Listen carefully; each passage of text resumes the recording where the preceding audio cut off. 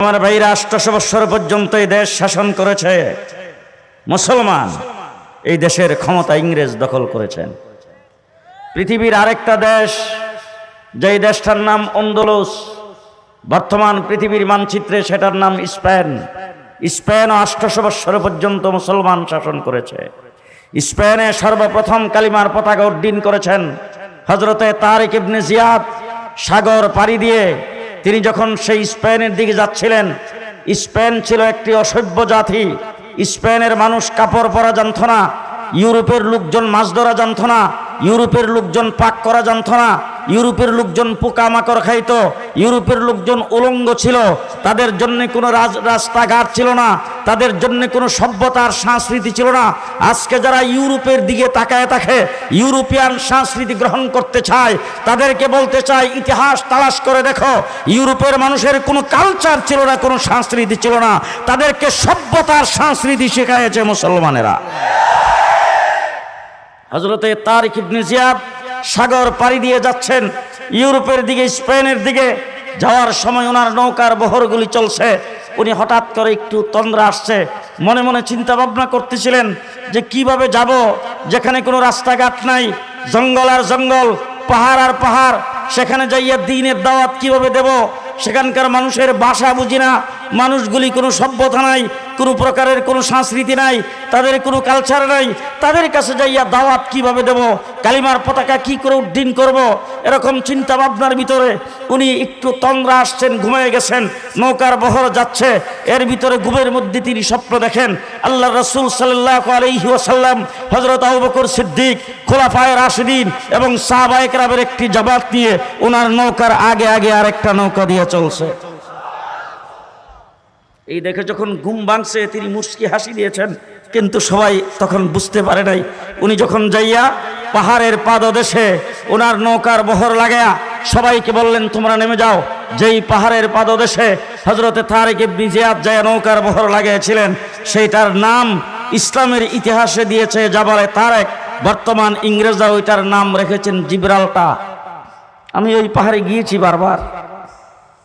সেই পাহাড়ের নাম জাবালে তারেক, বর্তমান সেটার নাম জিব্রাল্টার। ওই পাহাড়ের পাদদেশে নৌকাগুলি লাগাইবার পরে তিনি সমস্ত মুসলমান মুজাহিদদেরকে বললেন সবাই যার যার সামান নিয়ে নেমে যাও। কয়েকজন লোকরে দায়িত্ব দিলেন নৌকাগুলি ভেঙ্গে চুরমার করে কাঠগুলি আগুন দিয়ে জ্বালায় দাও। লোকজন তখন বিশেষজ্ঞরা, আলেম ওলামায়ে কেরাম সবাই অবাক হয়ে তাকে বলতেছেন হুজুর বলেন কি, এত বড় আত্মঘাতী কাজ হতেই পারে না, কি করেন আপনি? আমাদের নৌকাগুলি আগুন দিয়ে জ্বালাইয়া দিলে, এইগুলি ভেঙ্গে চুরমার করে দিলে। ও চীনা এক জায়গার মধ্যে আমরা আগমন করেছি যেখানে পাহাড় আর পাহাড়, এখানকার মানুষ আমাদের সাথে কি ব্যবহার করবে আমরা জানি না। যদি আমাদের একটু পেছনে হটতে হয় বা কোথাও আশ্রয় নিতে হয়, এই নৌকাগুলি ছাড়া তো আমাদের আর কোথাও জায়গা নাই, এইগুলি জ্বালাইয়া দেওয়া তো আত্মঘাতী কাজ হবে। তিনি তখন মুস্কি হাসি দিয়ে বলছেন, হ্যাঁ মুজাহিদরা ভালো করে শুনে রাখো, তোমাদের সামনে দুইটা রাস্তা আছে, 3 নম্বর কোনো রাস্তা নাই। 1 নম্বর রাস্তা হলো এই জায়গায় কালিমার দাওয়াত দিয়ে, কালিমার পতাকা উড্ডীন করে, ইসলামী হুকুমত কায়েম করে সেখানে আমরা ইসলামিক শাসন প্রতিষ্ঠা করব। আরেকটা রাস্তা হলো এই জায়গায় যদি আক্রান্ত হয় তাইলে সবাই শাহাদাত বরণ করব। দুইটার একটা ছাড়া 3 নম্বর নৌকায় উঠার আর কোনো রাস্তা নাই। এরপর থেকে হযরতে তারিক ইবনে জিয়াদ কালিমার পতাকা উড্ডীন করার পরে ৮০০ বৎসর পর্যন্ত স্পেন মুসলমান শাসন করেছে। ভারত উপমহাদেশে ৮০০ বৎসর মুসলমান শাসন করেছেন। স্পেনও ঘুমায়েন না, ঘুমায়েন না, ওয়াজ শুনবেন, আসতেছে ওয়াজের জাহাজ, ইত্তেহাদুল উলামা নাকি, শুনে রাখেন একটু। ৮০০ বৎসর ভারত ইংরেজ শাসন, মুসলমান শাসন করার পরে ভারতের ক্ষমতা ইংরেজ দখল করেছে। স্পেন ৮০০ বৎসর মুসলমান শাসনের পরে স্পেনের ক্ষমতা ইংরেজ দখল করেছে। ইতিহাস পাশাপাশি, এর পরেরটা শুনেন। স্পেন ইংরেজ ক্ষমতা দখল করার পরে স্পেনের জমিনে একজন মুসলমানও রাখা হয় নাই, একটা মসজিদও রাখা হয় নাই। স্পেনে কোথাও আজান হয় নাই, এক কপি কোরআন শরীফ রাখা হয় নাই, একজন টুপিধারীওয়ালা মানুষও সেখানে ছিল না, সমস্ত মুসলমানকে শেষ করে দেওয়া হয়েছে। স্পেনে কোনো মুসলমান নাই, এক কপি কোরআন শরীফও নাই। জামিয়ে কর্তোবা, বর্তমানে সেটার নাম ইংরেজরা দিয়েছেন কর্ডোবা। আমি সেই জামি মসজিদে গিয়েছি, ঘুরে ঘুরে দেখেছি গোটা মসজিদটাকে মূর্তি দিয়ে সাজায় মিউজিয়াম বানানো হয়েছে। 15 ইউরো টিকিট দিয়ে সেখানে প্রবেশ করতে হয়। স্পেন সরকার লক্ষ লক্ষ ইউরো রাজস্ব আদায় করতেছে মুসলমানদের মসজিদে দেখায়া। মসজিদের চতুর্দিকে এখনো বড় অক্ষরে লেখা আছে লা গালিবা ইল্লাল্লাহ। সেই আল্লামা কুরতুবী রহমতুল্লাহি আলাইহি যেখানে বসে কুরতুবী তাফসীরে কুরতুবী লিখেছেন, সেই জামিয়ে কুরতুবা, সেই কর্ডোবা শহরের পাশে বিশাল বড় সাগর, সেই সাগরে 8 লেনের রাস্তা বানানো হয়েছে। মুসলমানদের তাফসীর, হাদিস, ফিকহ, ইতিহাস বড় বড় লাইব্রেরি থেকে বের করে সাগরের উপর দিয়ে রাস্তা বানিয়েছেন। মুসলমানদের এক কপি কাগজের টুকরো রাখা হয়নি। সমস্ত মসজিদ শেষ। স্পেনের কোথাও একজন মুসলমানও নাই, মুসলমান সব শেষ করে দিয়েছে। এক কপি কোরআন শরীফ স্পেনে নাই, একজন টুপিওয়ালা নাই। স্পেনের জমিনে কোথাও আজান হয় না, সব বিদায়।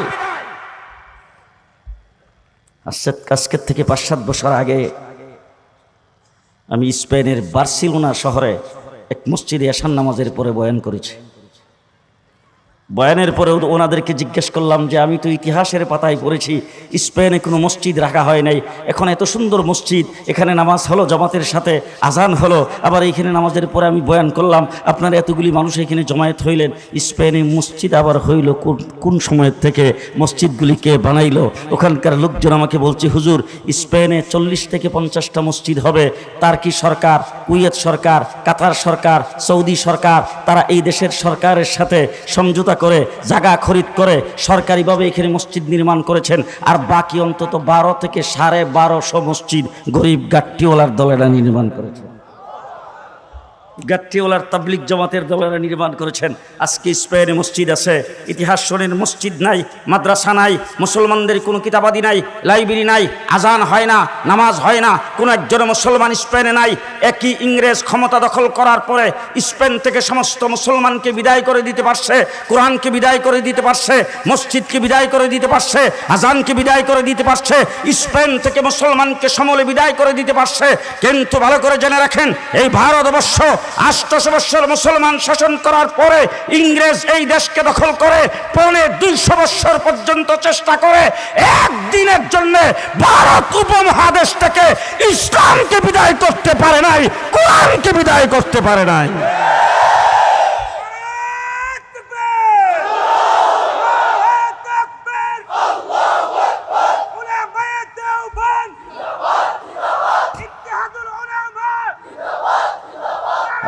মুসলমান, সময় হাতে কম, শেষ কথা আপনাদের সামনে বলতে চাই, ভালো করে বুঝবেন।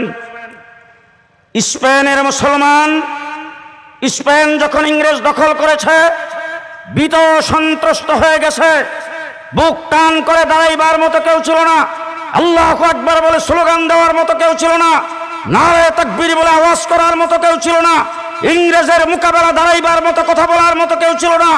সবাই ভীত সন্ত্রস্ত হয়ে, যখন তারা ভীত সন্ত্রস্ত হয়ে যখন কাতর হয়ে গেছেন, তখন মুসলমানদেরকে ধোঁকা দেওয়ার জন্য ইংরেজরা বলছেন আমাদের স্টিমারগুলি সাগরের কিনারে রাখা আছে, তোমরা স্টিমারে আরোহণ করো, তোমাদেরকে নিরাপদ স্থানে পৌঁছায় দেওয়া হবে, না হইলে তোমাদের ইবাদতখানা মসজিদে আশ্রয় গ্রহণ করো, তোমাদেরকে নিরাপত্তা দেওয়া হবে।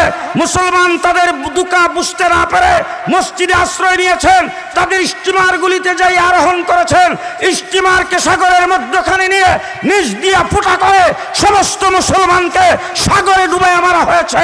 মসজিদে আশ্রয় নিয়েছিলেন তাদেরকে বাহিরে ভিতরে পেট্রোল দিয়ে আগুন দিয়ে সমস্ত মুসলমানকে জ্বালায় হত্যা করা হয়েছে। স্পেনের মুসলমানকে এইভাবে হত্যা করা হলো, কিন্তু আমার এই দেশ ভারত, পাকিস্তান, বাংলাদেশ ভারতবর্ষ ইংরেজ যখন দখল করেছে, ক্ষমতা যখন পাকাপোক্ত করেছে, তখন এই দেশে রাজনৈতিক লিডারের অভাব ছিল না, রাজনৈতিক কোনো দলের অভাব ছিল না, জেন্টেলম্যানের অভাব ছিল না, শিক্ষিত ভদ্রলোকের অভাব ছিল না, সুট টাই পরনেওয়ালা লোকের অভাব ছিল না। কিন্তু কেউ ইংরেজের বিরুদ্ধে টু শব্দ করার সাহস পাই নাই। যদি সাহস সর্বপ্রথম করে থাকেন, একজন মোল্লা করেছেন, তার নাম শাহ আব্দুল আজিজ মুহাদ্দিস দেহলভী রহমতুল্লাহি আলাইহি।